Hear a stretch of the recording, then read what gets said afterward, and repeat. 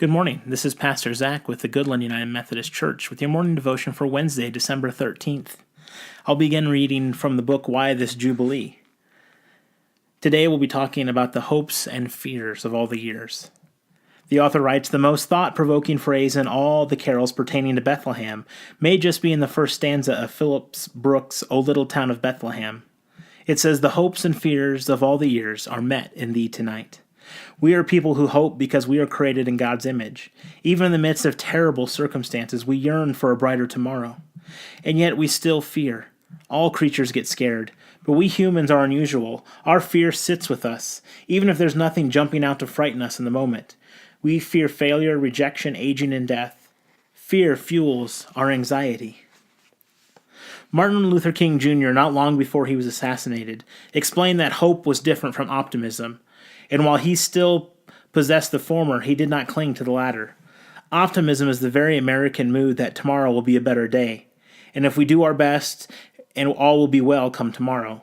Hope is different. Hope depends not on us, but on God. Hope can cope even if tomorrow is actually worse than today. Hope involves justice and the conviction that wrongs will be made right.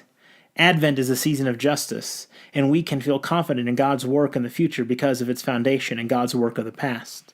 Christ has already come, after all. God's past in Bethlehem causes us to sing, once in royal David's city, of Jesse's lineage coming. O king, come, thou key of David, come. Even 1,000 years after David was king, Israel never stopped longing for another king like him. They should have longed not for a king like David, but for a boy like David.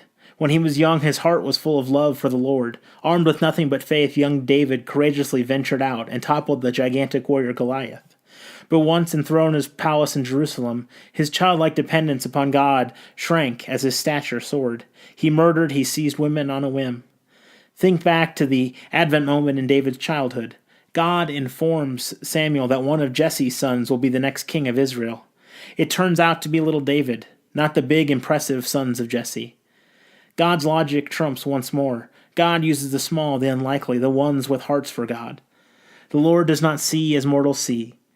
They look on the outward appearance, but the Lord looks on the heart. Advent is a new way of seeing, never gawking over the superficialities the world panders to. Advent looks deeper. How do I embrace this Advent way of seeing?